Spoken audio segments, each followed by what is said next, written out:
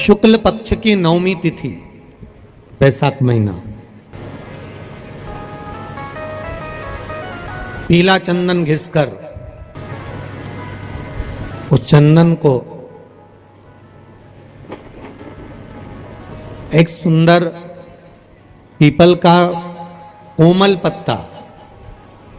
कोमल पत्ता मतलब एकदम, एक तो पीपल का होता है कड़ला पत्ता, एकदम कड़क हो जाता है, और एकदम होता है कोमल पत्ता।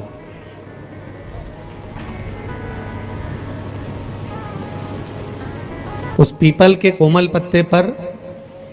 पीला चंदन घिसकर, जो वह चंदन होता है, उस चंदन को घिसकर उस चंदन को उस पत्ते पर रख ले। और महाराज उस पत्ते को मध्याह्न के समय पर, जैसे जब सुबह के समय पर सारी पूजन हो जाए, अर्चना हो जाए, भगवान शिव के मंदिरों में जल समर्पित हो जाए, उसके बाद में जब बाबा एकदम आनंद में विराजे हों, तब जहां शिवलिंग रखा होता है,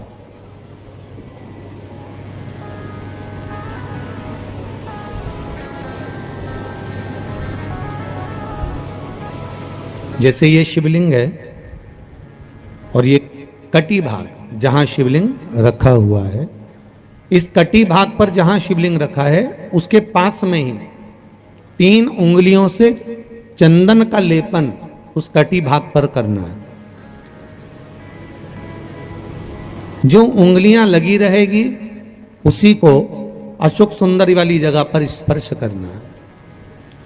और अशोक सुंदरी वाली जगह पर स्पर्श कर कर कुछ देर तक चंदन लगे रहने देना है। उसके बाद में उस चंदन को वापस निकाल कर लेकर आना है। कटी भाग पर जो लगाया गया है उसको भी निकाल कर वापस लेकर आना है।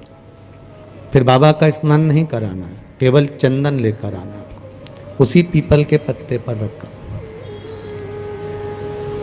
एक डिब्बी में उस चंदन को आप रख लीजिए। कुछ दिन जिसकी नेत्र ज्योति कमजोर है, चश्मा लग रहा हो, श्रवण शक्ति कमजोर हो, सुनाई कम दे रहा हो, उसके कंठ से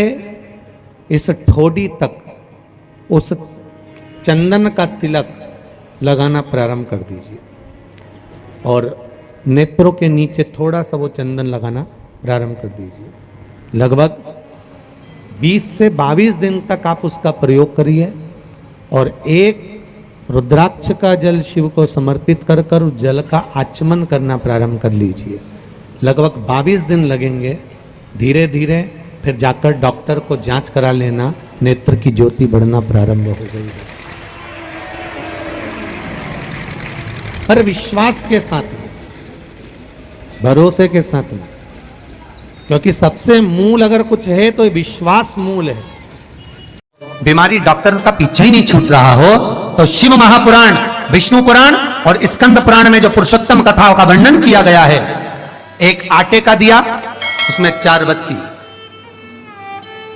आटे के दिए में 4 बत्ती रखें, तिल्ली का तेल डाल लें, थोड़ा सा उसमें सरसों का तेल डाल लें। महाराज घर के बाहर, अर्थात घर के अंदर के बाहर जो चौखट होती, चौखट से थोड़ा सा बाहर, बिल्कुल चौखट पे नहीं बैठना, थोड़ा सा बाहर, नवमी तिथि के दिन शाम के 6 से 6:30 के बीच में 21 बार जो व्यक्ति बीमार रहता है उसके सिर से नीचे की ओर श्री नरसिंह भगवान का स्मरण कर कर, जिस अधिक मास में जिस तिथि को उतारा कर रहे हो उस तिथि का नाम लेकर, उस अश्विन अधिक मास का नाम लेकर, जो व्यक्ति का उतारा कर रहे हो उसका नाम और गोत्र लेकर 21 बार जो उतार कर उस दिए को घर के ही चौखट पर रख देता है, उस व्यक्ति की बीमारी छूट जाती है महाराज, वो रोगीला नहीं रहता।